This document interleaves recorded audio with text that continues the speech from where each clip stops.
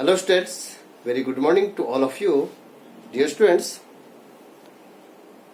today we are discussing about the relation between stress and strain,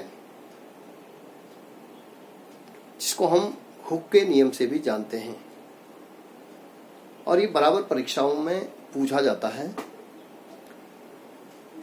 सन 1678 ईस्वी में Britain के वैज्ञानिक हुक ने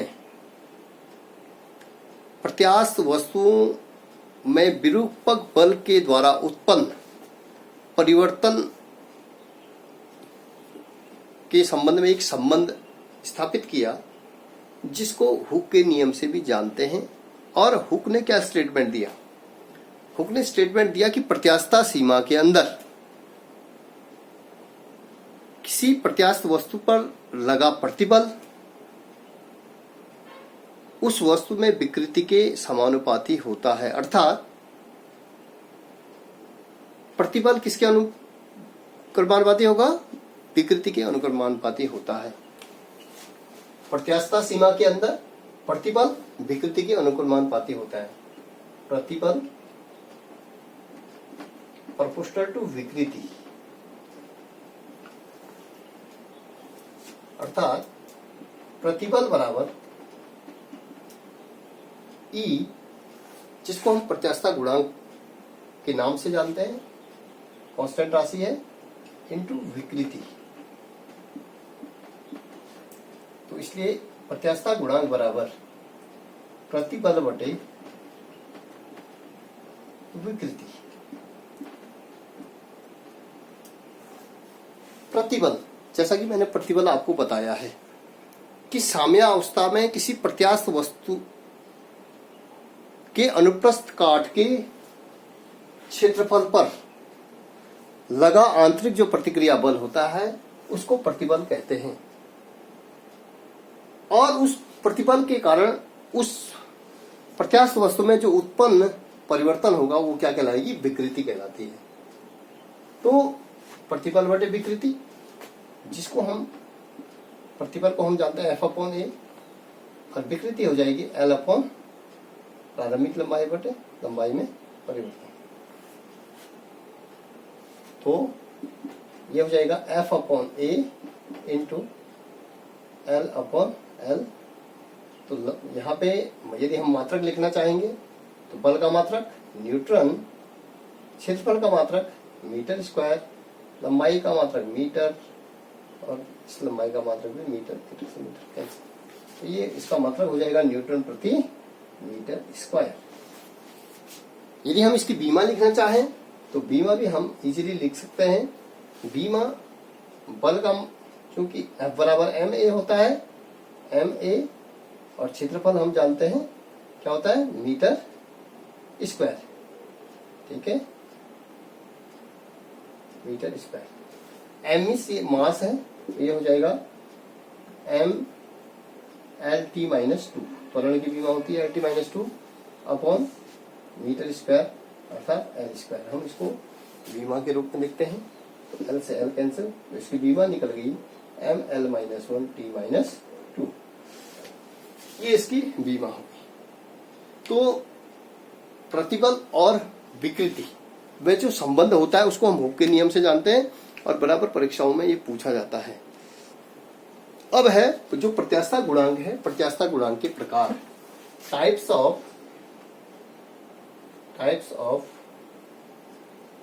young modulus, types of young modulus, types of modulus elasticity.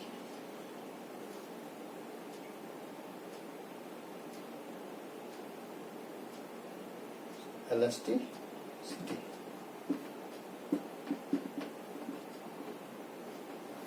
जो प्रत्यास्थता गुणांक है, वो प्रत्यास्थता गुणांक किसी प्रत्यास्थ वस्तु पर विरूपक बल के द्वारा, किसी प्रत्यास्थ वस्तु पर विरूपक बल के द्वारा जो उत्पन्न परिवर्तन होता है वो 3 प्रकार से होता है। तो हम कह सकते हैं कि प्रत्यास्थता गुणांक जो है वो 3 प्रकार का होता है कि जब किसी वस्तु पर लंबाई के अनुदिश प्रतिबल लगाया जाता है, विरूपक बल लंबाई के अनुदिश लगाया जाता है, तो उसमें जो परिवर्तन होता है उसको कहते हैं यंग प्रत्यास्थता गुणांक। जब प्रत्यास्थ वस्तु के आयतन में परिवर्तन होता है उसको आयतन प्रत्यास्थता गुणांक। जब अपरूपण में परिवर्तन होता है तो उसको कहेंगे दृढ़ता प्रत्यास्थता गुणांक। तो फाइनली हम कह सकते हैं कि प्रत्यास्थता गुणांक 3 प्रकार का होता है। नंबर 1 यंग प्रत्यास्थता गुणांक,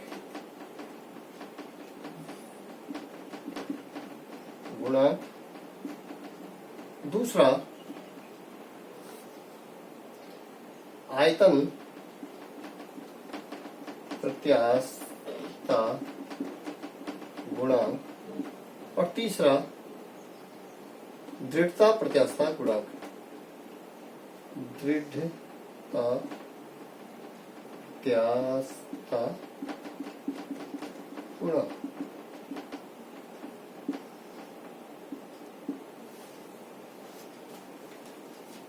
young elasticity modulus, volume elasticity modulus, and third हो गया हमारा दृढ़ता प्रत्यास्थता गुणांक।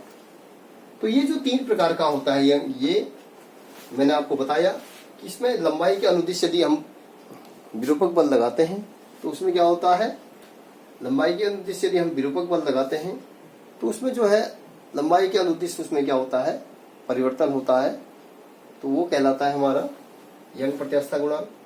आयतन में परिवर्तन होगा तो आयतन प्रत्यास्थता गुणांक, और अपरूपण में परिवर्तन होगा तो दृढ़ता प्रत्यास्थता गुणांक कहते हैं। अब हम जो चर्चा करने वाले हैं आज वो करने वाले हैं आयतन प्रत्यास्थता यंग प्रत्यास्थता गुणांक। यंग प्रत्यास्थता गुणांक किससे कहते हैं कि यंग प्रत्यास्थता गुणांक, यदि L लंबाई का कोई धातु का तार है और उस L लंबाई के धातु के तार की लंबाई चौड़ाई और मोटाई की क्या हो, मोटाई से ज्यादा हो, तो यदि हम उस पर लंबाई के अनुदिश विरूपक बल लगाते हैं तो विरूपक बल लगाने पर वस्तु में क्या होता है, लंबाई के अनुदिश क्या होता है, परिवर्तन होता है।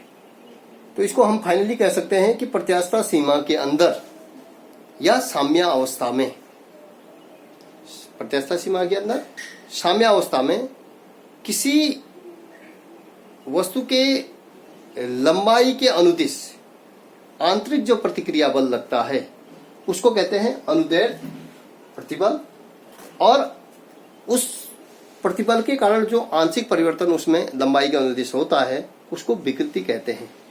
तो इसके लिए हम जो है जो यंग प्रत्यास्थता गुणांक है ये हो जाएगा y बराबर, जिसको हम किससे डिनोट करते हैं, y से डिनोट करते हैं, y बराबर अनुदैर्ध्य प्रतिबल बटे अनुदैर्ध्य विकृति। अनुदैर्ध्य प्रतिबल बटे अनुदैर्ध्य विकृति। साम्य अवस्था में किसी वस्तु के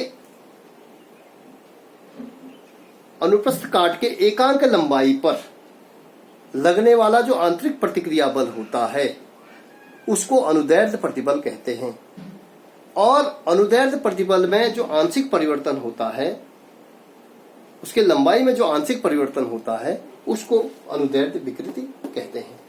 तो इसलिए जो है हम इसको कह सकते हैं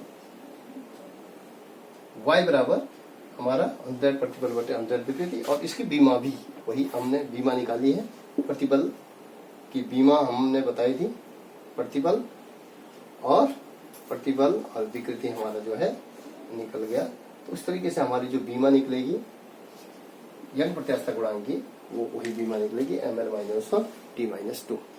अब ये किस तरीके से इसको हम जो है ये अनुदैर्ध्य यंग प्रत्यास्थता गुणांक का जो के लिए जो व्यंजक निकालेंगे, यंग प्रत्यास्थता गुणांक के लिए व्यंजक तो इसको व्यंजक निकालने के लिए हम क्या करते हैं, माना हम मानते हैं, इसको मैं मिटा रहा हूं,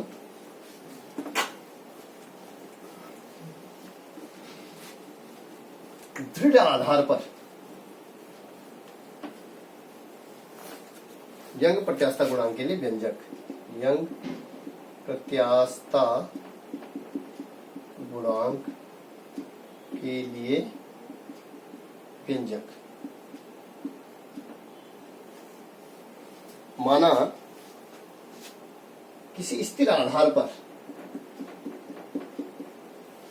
किसी स्थिर आधार पर एल लंबाई का कोई तार, इस तरीके से हमने इसको लटका रखा है, और चूंकि इस तार का जो, चूंकि तार बेलनाकार होता है और उसकी जो लंबाई है वो एल है, और इसका जो त्रिज्या है वो क्या है, आर है, तो इसका जो क्षेत्रफल हो जाएगा, चूंकि तार बेलनाकार होता है तो इसका जो क्षेत्रफल हो जाएगा वो पाई आर स्क्वायर हो जाएगा। अब हमने क्या किया कि इस वस्तु पर, इस एल लंबाई की वस्तु पर क्या किया, विरूपक बल लगाया लंबाई के अनुदिश।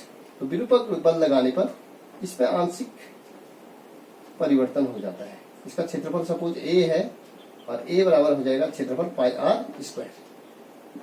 तो इस पर जो आंशिक परिवर्तन हुआ ये हो गया डेल्टा एल, जो आंशिक परिवर्तन हुआ इसमें जब हमने विरूपक बल लगाया। तो यंग प्रत्यास्थता गुणांक की डेफिनेशन हमने पढ़ी, हमने पढ़ा कि साम्यावस्था में रखे किसी एल लंबाई के तार के अनुप्रस्थ काट के क्षेत्रफल पर जो आंतरिक जो प्रतिक्रिया बल लग रहा है, आंतरिक जो प्रतिक्रिया बल, देखिए हमने बल नीचे को लगाया, लेकिन जो बल इस पर जो प्रतिक्रिया बल है ऊपर, आंतरिक प्रतिक्रिया बल ऊपर की ओर काम कर रहा है। हमने बल नीचे को लगाया और इस पर जो बल काम कर रहा है वो ऊपर की ओर बल काम कर रहा है। आंतरिक जो प्रतिक्रिया बल है किसके, इस तार के अनुप्रस्थ काट के क्षेत्रफल पर, कब, साम्यावस्था में, तो वो कहलाता है आपका अनुदैर्ध्य प्रतिबल। और जिसको हम अनुदैर्ध्य प्रतिबल मैंने आपको पहले बताया एफ अपॉन ए, कहा, और विकृति हो जाएगी प्रारंभिक लंबाई एल, एल बटे डेल्टा एल। तो इसको हम लिख सकते हैं F upon A into delta L upon F. तो बच्चों ये हो जाएगा, यदि हम इसको निकालेंगे, क्योंकि मैंने कहा कि जो तार हमने स्थिर आधार पर लटका रखा है वो, उसकी लंबाई एल है, उसका चूंकि तार बेलनाकार है तो उसकी त्रिज्या क्या है, आर है, तो उसका क्षेत्रफल पाई आर स्क्वायर हो जाएगा। तो यहाँ पे इसी सूत्र को हम यहाँ पे रख देते हैं। तो बल कौन सा काम कर रहा है, यहाँ पर जो बल काम कर रहा है वो एम जी, बल चूंकि नीचे को पृथ्वी के गुरुत्वीय क्षेत्र की ओर लग रहा है, तो एफ बराबर क्या हो जाएगा, एम जी अपॉन ए क्या हो जाएगा, क्षेत्रफल, और चूंकि तार कैसा है, बेलनाकार है, तो इसका क्षेत्रफल हो जाएगा पाई आर स्क्वायर, ठीक है। और लंबाई क्या है, पर लंबाई में जो परिवर्तन हुआ, लंबाई में जो वृद्धि हुई वो डेल्टा एल बटे डेल्टा एल बटे, ठीक है। तो इस तरीके से जो है हम इसको, जो हम कह सकते हैं यंग प्रत्यास्थता गुणांक हमारा निकल गया। जो हमारा यंग प्रत्यास्थता गुणांक हो गया ये हो जाएगा y is equal to M G delta L बटे pi R square L, capital, क्योंकि हमने लंबाई क्या मानी है, कैपिटल एल। अब इस पे जो है, यदि हम जो है इसका जो बीमा होगी, इसकी जो बीमा होती है, बीमा यंग प्रत्यास्थता गुणांक की भी वही बीमा होती है। अब चूंकि हमने कहा कि प्रत्यास्थता सीमा के अंदर प्रतिबल, अंदर प्रतिबल जो है अंदर विकृति की क्या होती है, अनुक्रमानुपाती होती है, अर्थात तो ये पहली कंडीशन तो हमने इसमें बोला। दूसरा ये जो है, जहां पे हम हुक के नियम की बात कर रहे हैं, ये हम किसके नियम पे समझा रहे हैं, यंग के नियम से इसको समझा रहे हैं। और तीसरा जो है प्रत्यास्थता सीमा, प्रत्यास्थता सीमा का मतलब है कि जिस सीमा तक प्रत्यास्थता सीमा, तो जिस सीमा तक वो प्रत्यास्थ होता है, लेकिन प्रत्यास्थता सीमा क्या हो जाती है, उससे ज्यादा हो जाती है। तो इसलिए कंडीशन यहाँ पे क्या लग रही है, दोषपूर्ण लगती है। तो उसके बाद जो है अब हम कंपैरिजन करेंगे कि किन्हीं दो वस्तुओं के बीच, किन्हीं दो वस्तुओं का जो प्रत्यास्थता होगी वो किसकी प्रत्यास्थता ज्यादा होती है।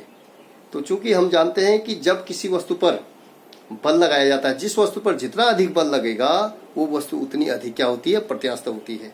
कि जब हम किसी वस्तु पर बल लगाते हैं तो बल लगाने पर, विरूपक बल लगाने पर क्या होता है, उस वस्तु में परिवर्तन होता है, वही परिवर्तन, ठीक है। और वो परिवर्तन क्या करता है, जैसे हम बल हटाते हैं, बल को छोड़ते हैं तो वस्तु अपनी प्रारंभिक अवस्था में आ जाती है। जैसे रबड़ है, रबड़ को हमने बल के द्वारा खींचा और खींचने के बाद जैसे हमने बल को, विरूपक बल को हटा दिया तो वस्तु अपनी प्रारंभिक अवस्था में आ जाती है। तो जिस वस्तु पर जितना अधिक बल लगेगा खींचने के लिए, जिस वस्तु पर जितना अधिक बल लगेगा उस वस्तु की प्रत्यास्थता क्या होती है, उतनी अधिक होती है। अब हम यहाँ पे कंपैरिजन करेंगे कि प्रत्यास्थता स्टील तथा रबड़ में अधिक प्रत्यास्थता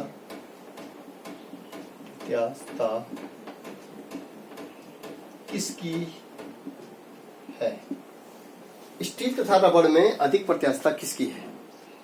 तो मैंने आपको बताया कि प्रत्यास्थता वस्तुओं का वह गुण है जिसके कारण वस्तुएं क्या करती हैं, वस्तुओं पर विरूपक बल लगाने पर उसमें क्या होता है, विरूपक बल लगाने के कारण उसमें क्या होता है, वस्तु में परिवर्तन होता है, ठीक है। जैसे ही हम विरूपक बल हटाते हैं तो वस्तु अपनी प्रारंभिक स्थिति में आने का प्रयास करती है। तो स्टील और रबड़ में जो माना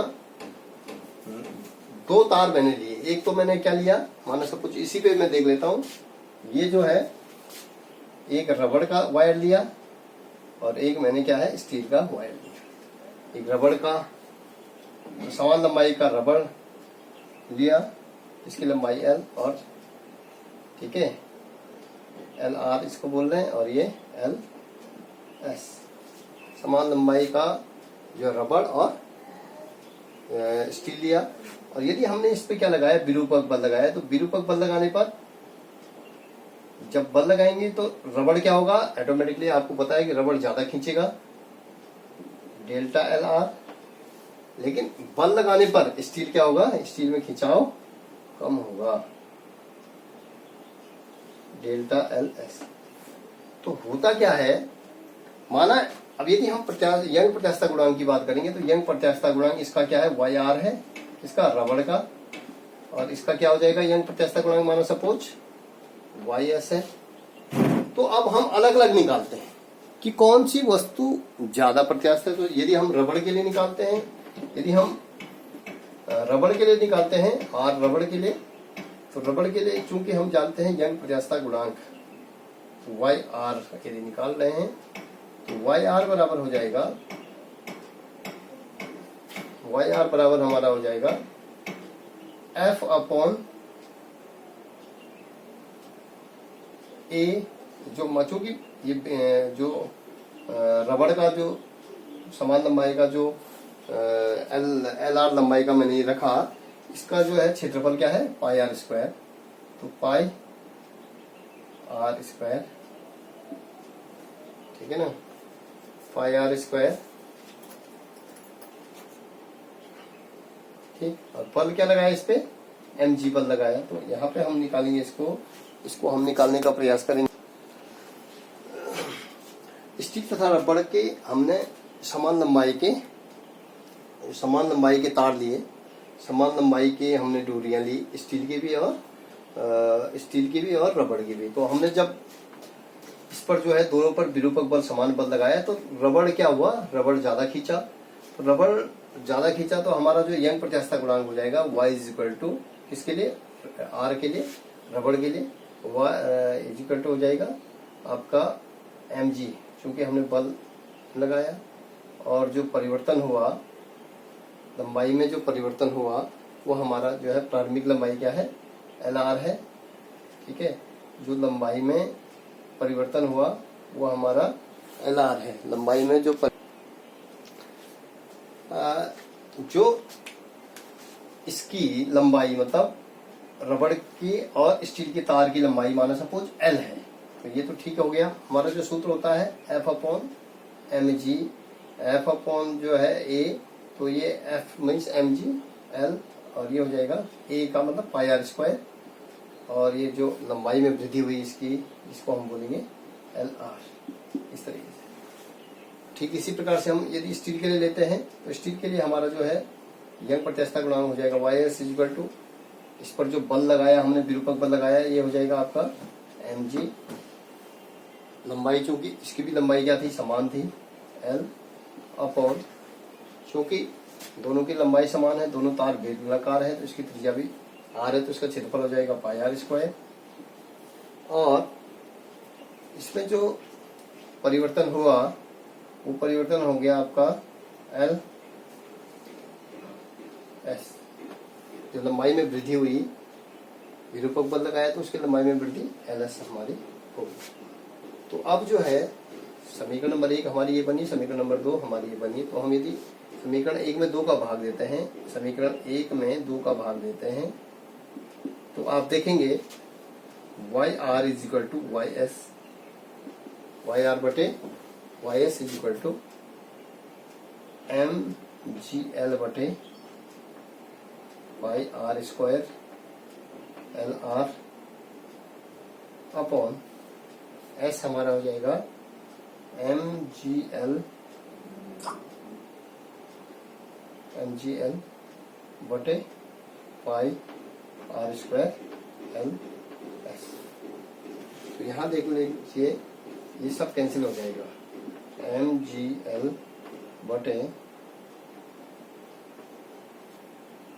पाई R square LR into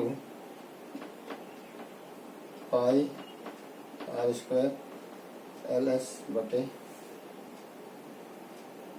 MGL, MGL से MGL कैंसिल, पाई R स्क्वायर से पाई R स्क्वायर कैंसिल, तो ये हमारा हो जाएगा LS बटे LR।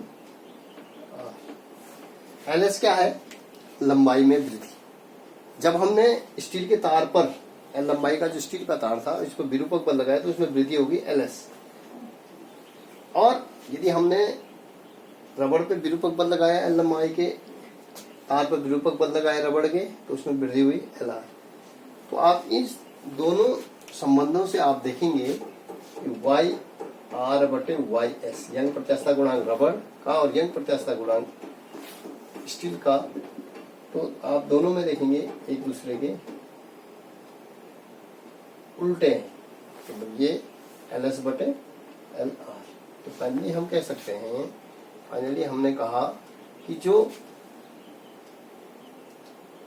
जब हमने समान बल लगाया रबड़ पर भी और स्टील पर भी समान बल लगाया, तो रबड़ क्या हुआ, ज्यादा खिंचा हुआ रबड़ में, और